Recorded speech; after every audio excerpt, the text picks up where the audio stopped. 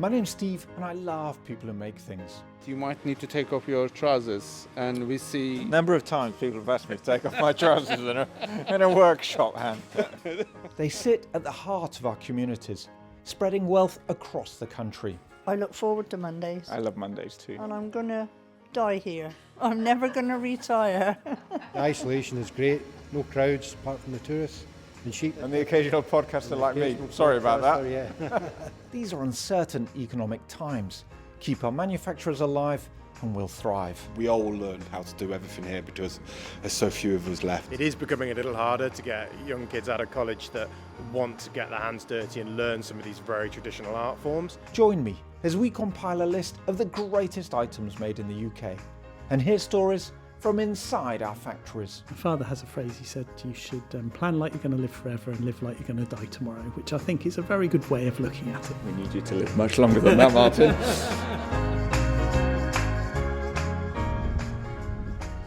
Welcome to the factory next door and welcome to the town of Hertford in Hertfordshire. You and I are on a industrial unit at the moment. One of those places actually you see dotted across our towns and cities, brick buildings, got triangle roofs, and a duck quacking because at the back of the unit there's a little stream running along here. It's very pretty. Anyway, when we're at these units, usually we're kind of guessing where the magic is found, behind which door. We don't need to guess on this occasion because the roller blind is up and I can see a huge furnace. Which we are about to get a lot closer to because on today's episode we are celebrating the hand-blown glass lampshade. Whilst I go over and get hot, have a listen to what's coming up in today's show.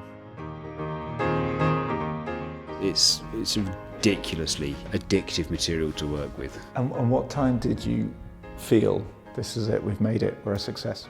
We never feel that, even now, I guess. It looks like kitty litter.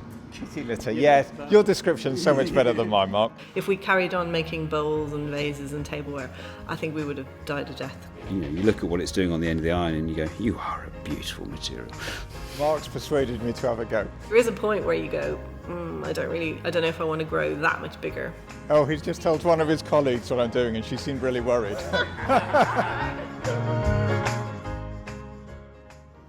My name's Mark Bickers. I'm one of the directors at Rothschild Bickers. Okay, Mark, this is so exciting looking at this. Describe to me what we're seeing. So we're in the hot workshop at the moment where we have the furnace that's on 24 hours a day, 7 days a week, where we keep the molten glass. And then we've got 2 benches running at the moment with production of our decorative glass lighting. First, tell me about this machine here where you say you keep the molten glass 24/7. Yeah, the furnace is basically is a very well insulated box that has a ceramic crucible inside it that holds about 120 kilos of molten glass. So it's currently around 1100 degrees centigrade. When we melt the glass, it goes up to 1280. Wow, that's quite hot. Yeah, it's pretty hot. It's pretty hot.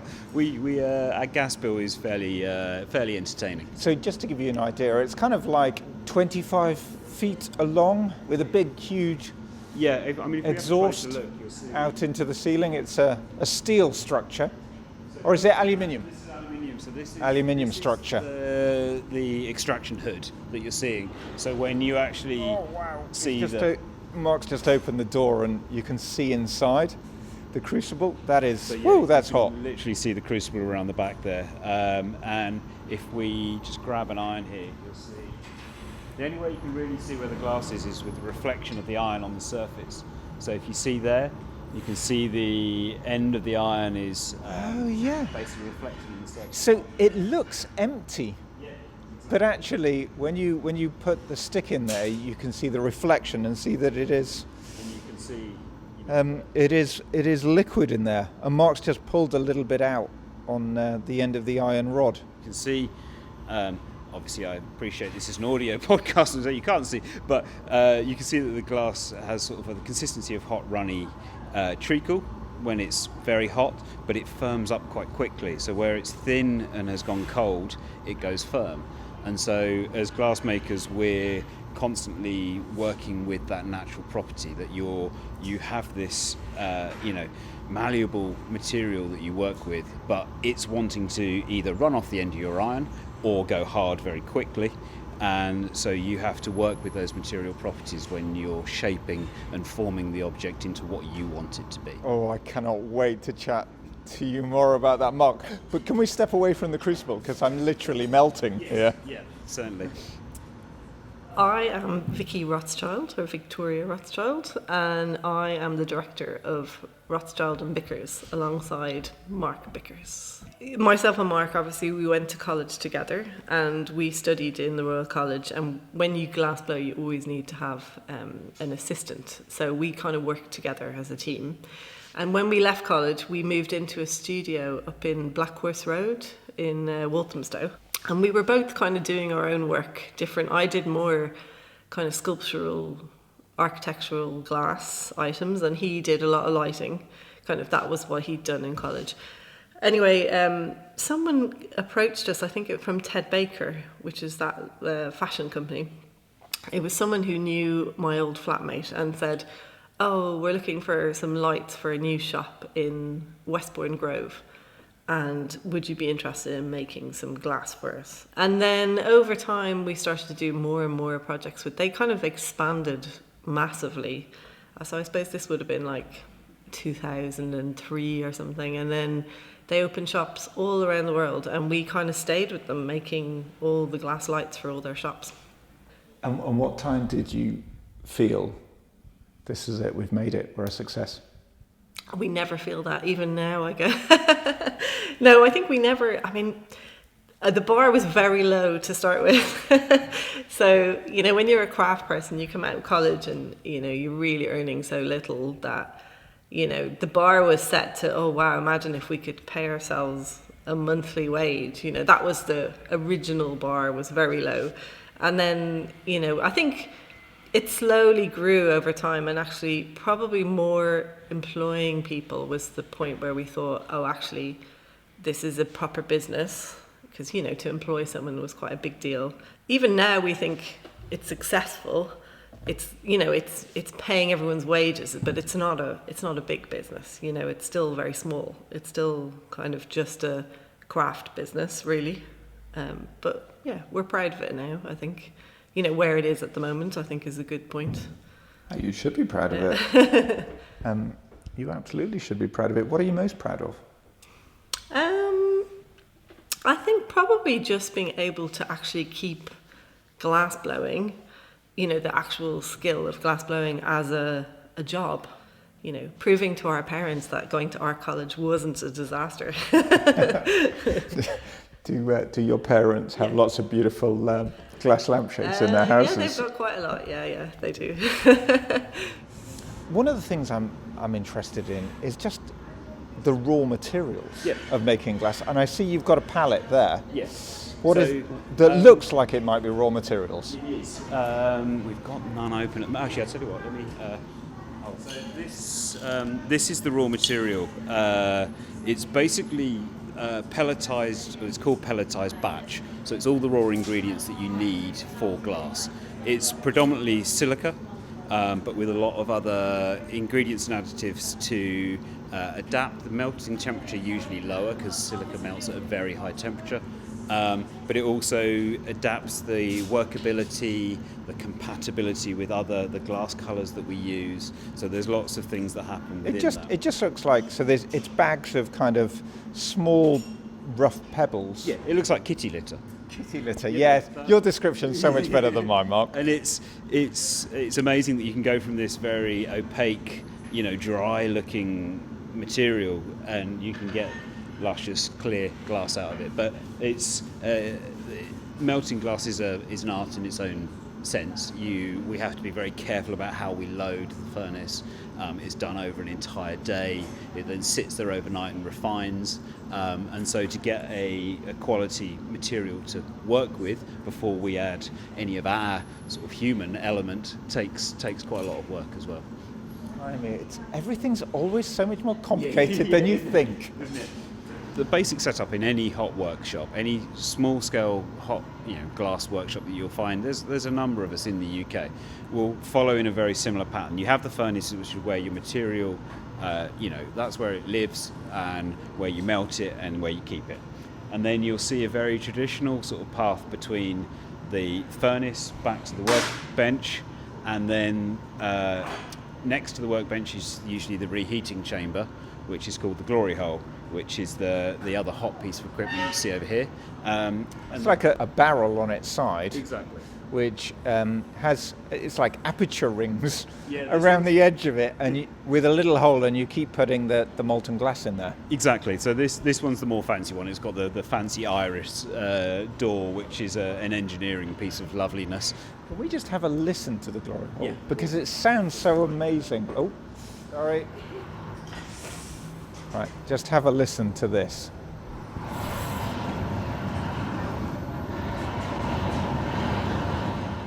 As we were saying before, the glass cools quite rapidly, and as it cools it becomes harder, which means you can't shape it anymore. So to keep it in a working state and to keep it malleable, you have to keep reheating it. And so you'll see the glass blowers dance is basically constantly going back and forth between the workbench and the reheating chamber to get the glass back up to temperature, and then come back and do the bit of work the bit of shaping that you're doing. Yeah, we're looking at a couple of colleagues here, and they keep they've got a little glass pendant on the end of an iron stick, and they keep sticking it in to the glory hole, reheating it, bringing it back to the workbench, and I noticed one of them is kind of shaping it, and the other goes to the end of the iron and it is blowing. Is that right? Yeah, totally. It's very much a team sport. That's the thing I absolutely love about glass blowing is it's an utter team sport. Yeah, I'm watching them now. It's very, very fascinating to watch. But they make it look easy, and it's the nuances that you can't, unless you've done the 10,000 hours, that you don't realise that they're doing. So like with the reheating in the reheating chamber, how fast you're turning the iron, whereabouts in the heat, knowing where the heat is in the glory hole, all of those tiny things make a massive difference to how you interact with the glass when you get back to the bench. One of the things I'm really, on that point, Mark, one of the things that I'm really interested in is because they're moving it, kind of from the bench to the glory hole to a different bench now, actually, where they're working with a little kind of almost welding tool, is they're constantly spinning the iron. Yeah. The iron is always spinning. Put something, like a broom or something in a glassblower's hand, and they'll probably turn it. It becomes ingrained. This is always my really important thing for people to learn when they're improving their glassblowing technique, is to get as much of it to be second nature, so you can then focus on the 10% that makes the product really good. Hi, I want to quickly jump in here because I am delighted to say that our show has a new partner, and one with a long history of helping manufacturers optimize their operations. AVEVA is a leader in industrial intelligence. It was founded almost 50 years ago in Cambridge. Today, its software connects and empowers people to improve plant productivity, sustainability, business agility. And if you're interested in manufacturing, which I'm guessing you are if you're hanging out with me, AVEVA's got a newsletter. Do sign up for it. Go to www.aveva.com/factory. I'll put the link in the show notes. My thanks to AVEVA for supporting the factory next door and for supporting our makers. I'm going to ask a really obvious question, so apologies for that. But why is glassblowing dying? It's a very expensive thing to do. And the factories, they really went to ground, I think, a bit because, times changed. They were making things that became mass-produced. You can go to IKEA and buy beautiful vases now. So in a way, we were lucky to go into lighting because that was slightly different to what other people were making. It kind of gave us a kind of niche market, If we carried on making bowls and vases and tableware, I think we would have died a death quite quickly. There's way too much competition out there for that. I don't need you to go into specifics, but I am interested in the sense of pulling together the money to get it going and get the factory going. Was it easy to get loans? Were financial institutions on board with the idea, or did you have to really convince them about investing in, you know, skills and a business that perhaps is not naturally where they'd be looking to put their money? Yeah, I think we probably did it we had to save up quite a lot of money to begin with ourselves, to have a bit of capital behind you before you could start.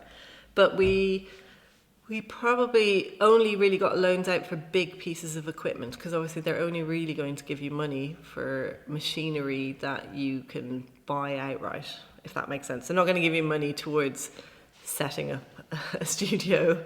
It has to be literally, I need this, you know, piece of equipment. It's going to cost this much money. Can we get a loan for that? So we got a loan out to buy the furnace originally, which was the biggest piece of equipment. But we needed the money, the savings, really to do all the things like, you know, make sure we could bring the gas into the building and plumb all the electrics and do all the different things, you know. So we wouldn't have got a loan for that, mostly just for the big pieces of equipment. And they were keen, you know. We still have to do quite a big business plan for that, as always, which we at the time didn't appreciate business plans, but we've got better at them over the years. They do actually work. And we got a business plan, and then we approached them to take a loan out for the furnace, and I think it was over 10 years or something that we got the loan out for. So I'll show you what we do first. Okay, Mark's persuaded me to have a go. He's gonna demonstrate first, and then I'm gonna make a. Oh, he's just told one of his colleagues what I'm doing, and she seemed really worried. That's not put me at ease. As long as you can pat your head and rub your tummy at the same time, you'll be fine. And if I can't? Then you'll be fine. Then we'll do one of them for you. So I'd like my tummy rubbed then. Yeah, exactly. Good choice.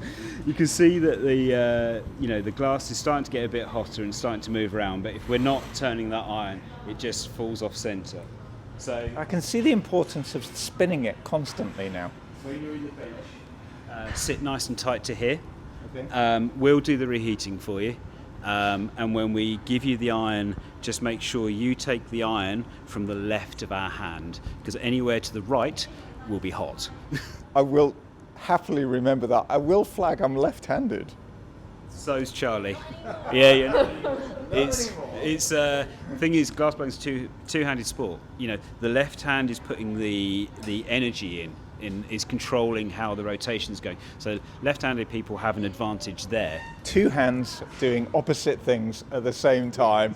I cannot wait, Mark. What can go wrong? So I'll take the first gather, put that first bubble in, and then I'll tell you when to jump in the bench. Okay, Mark has gone to get some molten glass for me. So just here. So come in a bit closer, that's it. And then Okay, so I'm just rubbing this wet newspaper around the end of the glass. and Shannon's going to stop turning, and then the turning's all yours. Ooh. Changes when I let go. It does, it really does. The automatic turning bench has been disengaged. What I also realise is quite how heavy it is. Yeah. Actually, you've really got to work those finger muscles to spin the spin the rod. Come off a second, and then keep turning. So remember, it always needs to keep turning. Now, Always keep Shannon turning. takes the iron and goes and reheats it. So you can see that was just a quick go on learning how to do that. On this go, we're going to put the newspaper. Once we've done that touch, we're going to put the newspaper down. Keep the iron on the bench, slide the glass away from you and the mouthpiece up to your mouth, keeping it turning, and then we'll start to blow a little. Lovely. Okay, we get it. So you can see, look, it's starting to blow Oh, up. yeah, it is. Yeah, It's great. I'm making it. Yeah. I'm making it expand. I'm making it expand. So we'll do exactly the same again. So it'll be the newspaper first. This is going to be the smallest cup ever you've made in this workshop, We've right? had ones that are like, tiny little shot glasses before, so this is an absolute winner. Okay, so you're turning the iron. Oh, yep. That's it. Yep. I've already forgotten about turning the So golden rule of glass blowing. If you dip the tweezers in the water, Oh, turning, turn. that's it, and then we slide that back, and then keep the tweezers in your hand, use the back of the tweezers, and you're going to tap the Oh, iron. am I going to crack the glass here? here? We go. 3, 2, 1, go. Perfect. Oh, look at that. It's amazing. That is magic, that is. So I've just finished the glass and you're going to send it to me. Thank you so much. My pleasure. Why were you so keen for me to have a go? It's a great little insight into how that material responds on the end of the iron. You know, every little input that you're putting into it has an effect. So if you're momentarily not turning, the glass falls off centre. You know, I discovered that. Yeah. Or if you're a little rough with the tools, the glass shows it in a mark. You know, and so to get clean and clear and pure glass is really hard because it's got an amazing memory. It's a record of everything that's been done to it. So every little input that you make as a glassmaker, from the moment you pick the iron up to the moment that it goes in the kiln, is in that glass somewhere. So my little glass, what marks out of 10 would you give it? I tell you what, that was a solid 7. That was a solid 7. I'll take that. I'll take that. You were better than George Clark. Hi, my name's Leo and my dad is Steve, host of this show.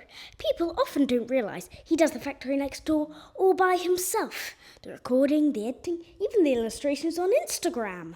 He's mildly talented, but he still needs a large amount of external validation. I guess as he grows up, he'll learn to be more self-confident like me. But until then, it'd be great if you could star the show on Apple or Spotify. Maybe even leave a nice review. Thanks! I'll let you get back to the show now. Who asked who?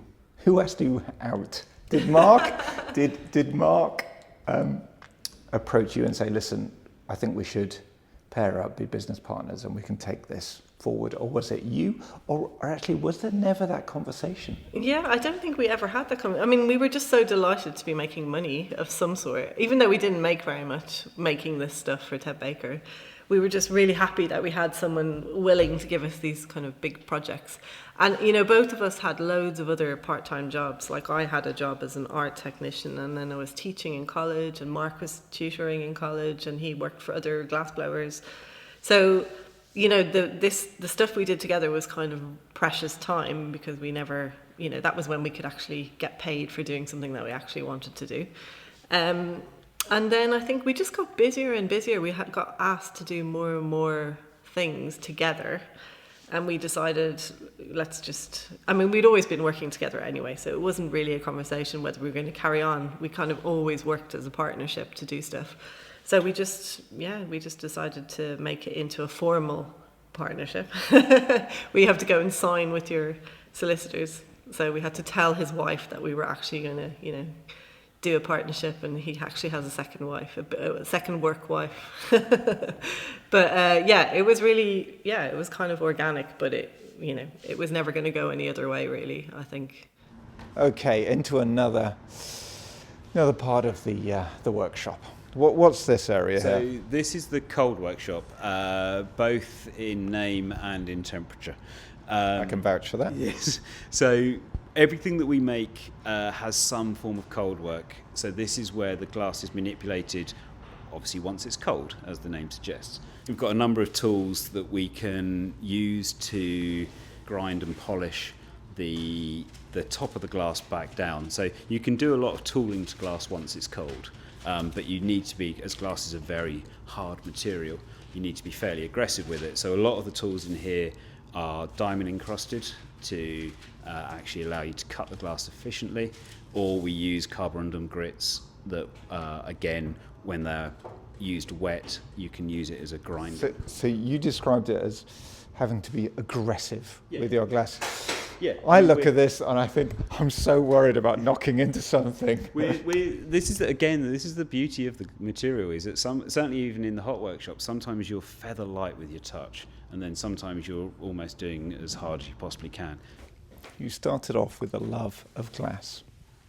Now you're running a beautiful lighting company, employing people. Do you still blow glass? I do. My hands will testify that I still do. But yeah, not as much as I used to. I have to go to the gym a bit more than I used to to try and offset it. But I still make at least a day a week.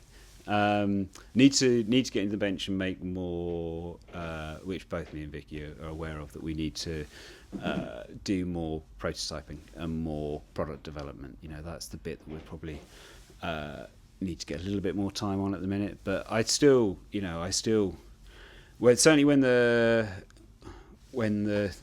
glass is working well and it's all, effortless on the end of the iron, I still absolutely love doing what I do. It's a ridiculously addictive material to work with, and you look at what it's doing on the end of the iron, and you go, "You are a beautiful material." At the beginning, we've always been growing. We've been growing for years. We've been taking more people on. We've got bigger premises. We've got a shop. We're always growing. But there is a point where you go, I don't know if I want to grow that much bigger, because you kind of lose that personal touch of who's working for you and what you're making. So I think we're kind of at a point where I think we're happy with the production. I don't think we'd want to go much bigger than what we are at the moment. We've got like a nice workshop space. We have enough people to produce what we're making. But yeah, who knows? Maybe we'll get thousands of orders and we just have to get bigger and bigger. But I don't think so. I think it will remain similar scale to what we're doing at the moment. Are you still a maker? I still do a bit, but I don't do glass blowing very much anymore. And there's the key to getting bigger. The bigger you get, you start to relinquish, if I could say that word, all the things that you do to other people, because you have to let them grow. So, from earlier on, we were always glass blowing, me and Mark together. And then obviously you take on people and you've got to let them glass blow. So you kind of step back a bit and you do less and less. Yeah, very little making, more computers and spreadsheets. Oh, there's a wistfulness. There is definitely a wistfulness, yes, definitely. Vicky, thank you so much for what you've achieved here. Thank you for taking the time to chat to me. And I shall leave you to maybe go off and do a bit of glass blowing. Yes, I have to, yeah. I'll push them all out and get back in there eventually.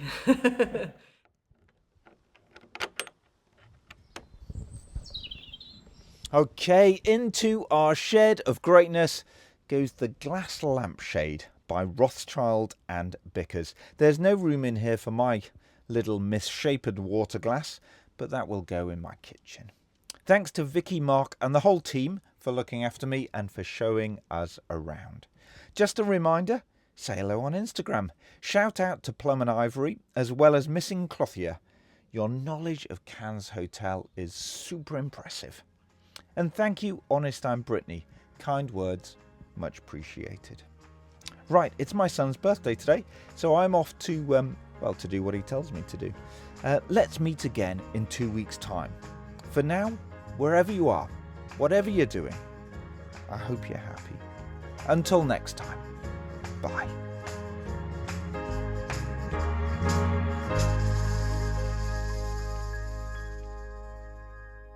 My thanks again to our new partner, AVEVA.